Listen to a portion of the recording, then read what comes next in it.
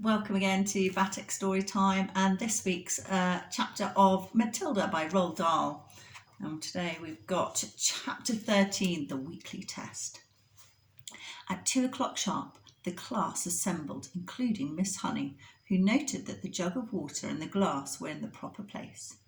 Then she took up a position standing right at the back. Everyone waited.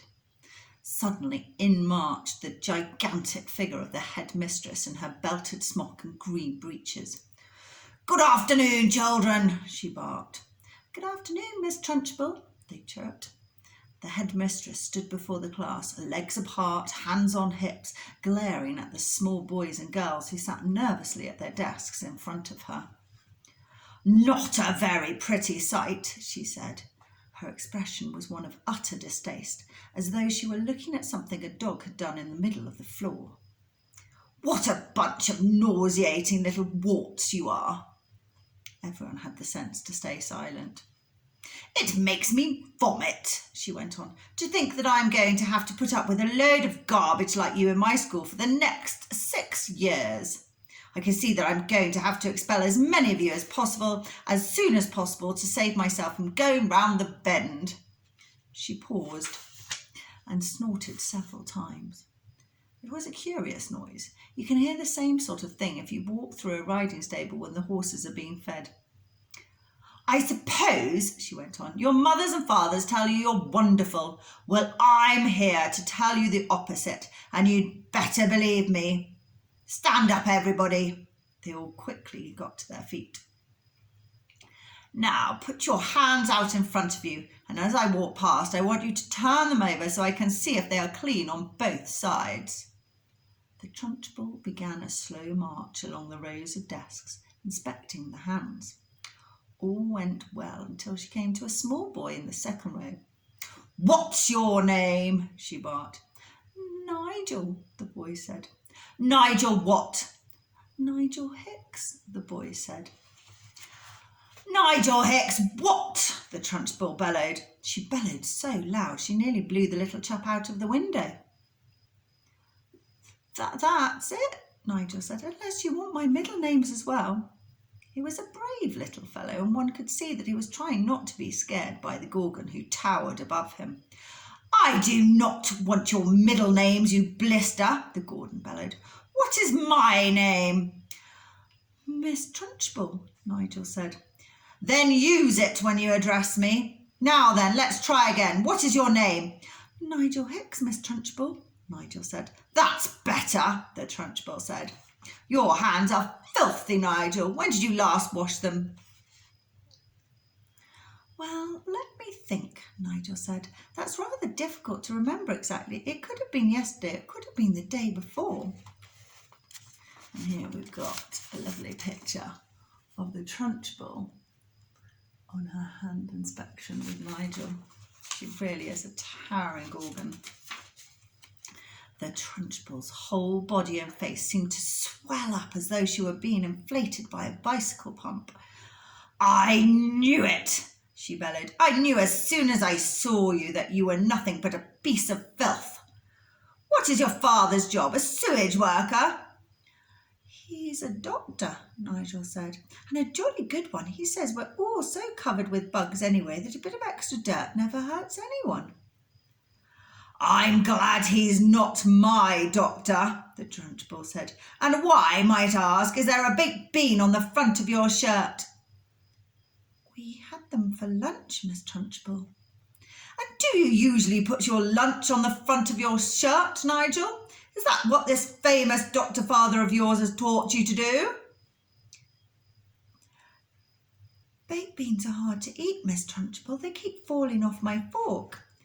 "You are disgusting," the Trunchbull bellowed. "You are a walking germ factory. I don't wish to see any more of you today. Go and stand in the corner on one leg with your face to the wall." "But Miss Trunchbull—" Don't you argue with me, boy, or I'll make you stand on your head. Now do as you're told." Nigel went. "Now stay where you are, boy, while I test you on your spelling to see if you've learnt anything at all this past week. And don't turn around when you talk to me. Keep your nasty little face to the wall. Now then, spell right." Which one? Nigel asked. The thing you do with a pen, or the one that means the opposite of wrong? He happened to be an unusually bright child, and his mother had worked hard with him at the home on spelling and reading.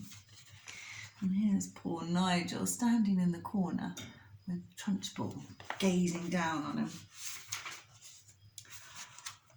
The one with the pen, you little fool. Nigel spelled it correctly, which surprised the Trunchbull. She thought she had given him a very tricky word, one that he wouldn't yet have learnt, and she was peeved that he had succeeded. Then Nigel said, still balancing on one leg and facing the wall, Miss Honey taught us how to spell a new, very long word yesterday. And what word was that? The Trunchbull asked softly. The softer her voice became, the greater the danger. But Nigel wasn't to know this. Difficulty, Nigel said. Everyone in the class can spell difficulty now. What nonsense, the Trunchbull said. You are not supposed to learn long words like that until you are at least 8 or 9. And don't try to tell me everyone in the class can spell that word. You are lying to me, Nigel. Test someone, Nigel said, taking an awful chance. Test anyone you like. The Trunchbull's dangerous glittering eyes roved around the classroom. You, she said, pointing at a tiny and rather daft little girl called Prudence. Spell difficulty. Amazingly, Prudence spelled it correctly and without a moment's hesitation. The Trunchbull was properly taken aback. She snorted. And I suppose Miss Honey wasted the whole of one lesson teaching you to spell that one single word. Oh, no, she didn't, piped Nigel. Miss Honey taught it to us in 3 minutes, so we'll never forget it. She teaches us a lot of words in 3 minutes. And what exactly is this magic method, Miss Honey? Asked the headmistress. I'll show you, piped up brave Nigel again, coming to Miss Honey's rescue. Can I put my other foot down and turn around, please, while I show you? You may do neither, snapped the Trunchbull. Stay as you are and show me just the same. All right, said Nigel, wobbling crazily on his one leg. Miss Honey gives us a little song about each word, and we all sing it together and we learn to spell it in no time. Would you like to hear the song about difficulty? I should be fascinated, the Trunchbull said in a voice dripping with sarcasm. Here it is, Nigel said. Mrs. D, Mrs. I, Mrs. F, F, I, Mrs. C, Mrs. U, Mrs. L, T, Y. That spells difficulty. How perfectly ridiculous, snorted the Trunchbull. Why are all these women married? And anyway, you're not meant to teach poetry when you're teaching spelling. Cut it out in future, Miss Honey. But it does teach them some of the harder words wonderfully well, Miss Honey murmured. Don't argue with me, Miss Honey, the headmistress thundered. Just do as you're told. I shall now test the class on the multiplication tables to see if Miss Honey has taught you anything at all in that direction. The Trunchbull had returned to her place in front of the class, and her diabolical gaze was moving slowly along the rows of tiny pupils. You, she barked, pointing at a small boy called Rupert in the front row. What is 2 sevens? 16, Rupert answered with foolish abandon. The Trunchbull started advancing slowly and soft-footed upon Rupert in the manner of a tigress stalking a small deer. Rupert suddenly became aware of the danger signals and quickly tried again. It's 18, he cried. 2 sevens are 18, not 16. You ignorant little slug, the Trunchbull bellowed. You witless weed, you empty-headed hamster, you stupid glob of glue. She had now stationed herself directly behind Rupert, and suddenly she extended her hand the size of a tennis racket and grabbed all the hair on Rupert's head in her fist. Rupert had a lot of golden-coloured hair. His mother thought it was beautiful to behold and took a delight in allowing it to grow extra long. The Trunchbull had a great dislike for long hair on boys, as she had for plaits and pigtails on girls, and she was about to show it. She took a firm grip on Rupert's long golden tresses with her giant hand, and then, By raising her muscular right arm, she lifted the helpless boy clean out of his chair and held him aloft. Ooh, that does not look fun. Poor Rupert. Rupert yelled. He twisted and squirmed and kicked the air and went on yelling like a stuck pig. And Miss Trunchbull bellowed, 2 7s are 14. 2 7s are 14. I am not letting you go till you say it. From the back of the class, Miss Honey cried out, Miss Trunchbull, please let him down. You're hurting him. All his hair might come out. And it well might do if he doesn't stop wriggling, snorted the Trunchbull. Keep still, you squirming worm. It really was a quite extraordinary sight to see this giant headmistress dangling the small boy high in the air, and the boy spinning and twisting like something on the end of a string and shrieking his head off. Say it, bellowed the Trunchbull. Say 2 7s are 14. Hurry up or I'll start jerking you up and down, and then your hair really will come out, and we'll have enough of it to stuff a sofa. Get on with it, boy.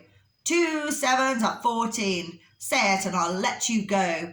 2 7s are 14, gasped Rupert, whereupon the Trunchbull, true to her word, opened her hand and quite literally let him go. He was a long way off the ground when she released him, and he plummeted to earth and hit the floor and bounced like a football. Get up and stop whimpering, the Trunchbull barked. Rupert got up and went back to his desk, massaging his scalp with both hands. The Trunchbull returned to the front of the class. The children sat there hypnotised. None of them had seen anything quite like this before. It was splendid entertainment. It was better than a pantomime, but with one big difference. In this room there was an enormous human bomb in front of them, which was liable to explode and blow someone to bits any moment. The children's eyes were riveted on the headmistress. I don't like small people, she was saying. Small people should never be seen by anybody. They should be kept out of sight in boxes like hairpins and buttons. I cannot for the life of me see why children have to take so long to grow up. I think they do it on purpose. Another extremely brave little boy in the front row spoke up and said, But surely you were a small person once, Miss Trunchbull, weren't you? I was never a small person, she snapped. I have been large all my life, and I don't see why others can't be the same way. But you must have started as a baby, the boy said. Me? A baby? Shouted the Trunchbull. How dare you suggest such a thing? What cheek! What infernal insolence! What's your name, boy? And stand up when you speak to me. The boy stood up. My name is Eric Ink, Miss Trunchbull, he said. Eric what? The Trunchbull shouted. Ink, the boy said. Don't be an arse, boy. There's no such name. Look in the phone book, Eric said. You'll see my father there under Ink. Very well, then, the Trunchbull said. You may be Ink, young man, but let me tell you something. You're not indelible. I'll very soon rub you out if you try getting clever with me. Spell what? I don't understand, Eric said. What do you want me to spell? Spell what, you idiot? Spell the word what. What, Eric said, answering too quickly. There was a nasty silence. I'll give you one more chance, the Trunchbull said, not moving. Oh, yes, I know, Eric said. It's got an H in it. Wa-ha-o-ta. It's easy. In 2 large strides, the Trunchbull was behind Eric's desk, and there she stood, a pillar of doom, towering over the helpless boy. Eric glanced fearfully back over his shoulder at the monster. I was right, wasn't I? He murmured nervously. You were wrong, the Trunchbull barked. In fact, you strike me as the sort of poisonous little pockmark that will always be wrong. You sit wrong, you look wrong, you speak wrong. You are wrong all round. I will give you one more chance to be right. Spell what? Eric hesitated. Then he said very slowly, It's not wa-otter, and it's not wa-ha-otter. Ah, I know. It must be wa-ha-otter. Standing behind Eric, the Trunchbull reached out and took hold of the boy's 2 ears, one with each hand, pinching them between forefinger and thumb. "Ow!" Eric cried. "Ow, you are hurting me." "I haven't started yet," the Trunchbull said briskly, and now taking a firm grip on his 2 ears, she lifted him bodily out of his seat and held him aloft. Like Rupert before him, Eric squealed the house down. From the back of the classroom, Miss Honey cried out, "Miss Trunchbull, don't please let him go. His ears might come off." "They'll never come off." Before I carry on, I've got another picture here of the Trunchbull and poor Eric being held up by his ears. The Trunchbull shouted back, "I have discovered through long experience, Miss Honey, that ears of small boys are stuck very firmly to their heads." "Let him go, Miss Trunchbull, please," begged Miss Honey. "You could damage him. You really could. You could wrench them right off." "Ears never come off," Miss Trunchbull shouted. "They stretch most marvellously like these are doing now, but I can show you they never come off." Eric was squealing louder than ever and paddling the air with his legs. Matilda had never before seen a boy, or anyone else for that matter, held aloft by his ears alone. Like Miss Honey, she felt for sure both ears were going to come off at any moment with all the weight that was on them. Poor Miss Honey looks very worried. The Trunchbull was shouting, "The word what is spelled wa-ha-at. Now spell it, you little wart." Eric didn't hesitate. He had learned from watching Rupert a few minutes before that the quicker you answer, the quicker you were released. "Wa-ha-at," he squealed, "spells what?" Still holding him by the ears, the Trunchbull lowered him back into his chair behind his desk.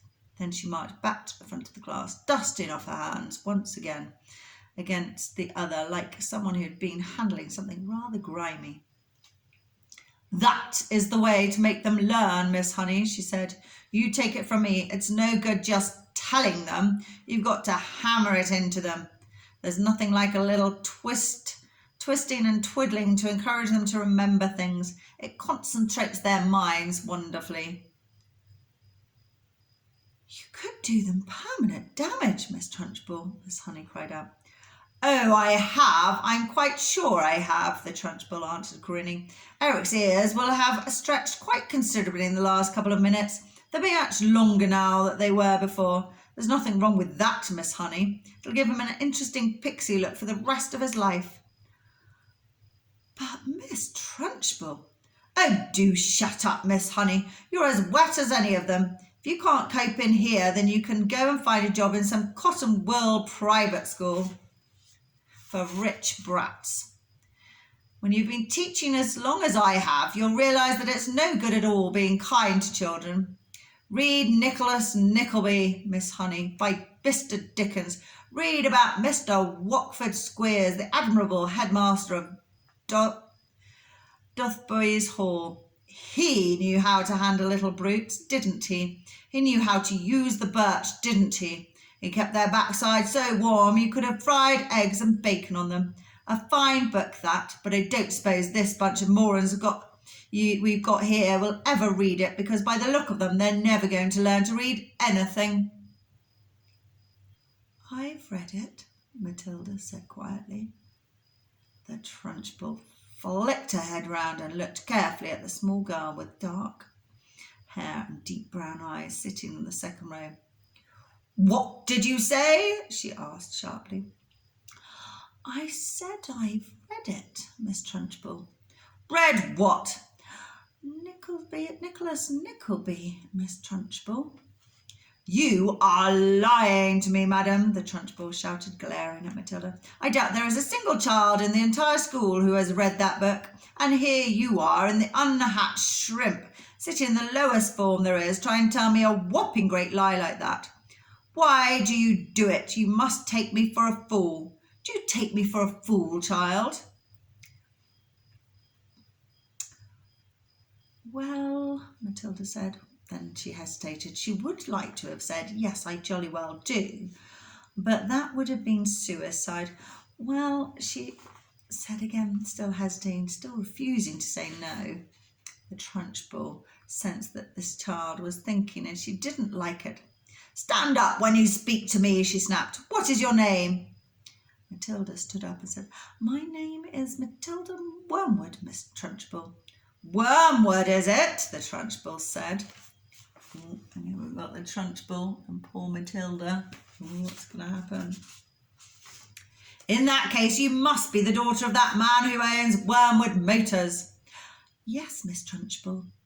"He's a crook," the Trunchbull shouted. "A week ago he sold me a second-hand car that he said was almost new. I thought he was a splendid fellow then, but this morning while I was driving that car through the village, the entire engine fell out onto the road. The whole thing was filled with sawdust. The man's a thief and a robber. I'll have his skin for sausages, you'll see if I don't." "He's clever at his business," Matilda said. "Clever my foot," the Trunchbull shouted. "Miss Honey tells me you are meant to be clever too. Well, madam, I don't like clever people. They're all crooked. You are most certainly crooked. Before I fell out with your father, he told me some very nasty stories about the way you behave at home. But you'd better not try anything in this school, young lady. I shall be keeping a very careful eye on you from now on. Sit down and keep quiet." And that's the end of that chapter. To find out what happens next week, take care, keep safe.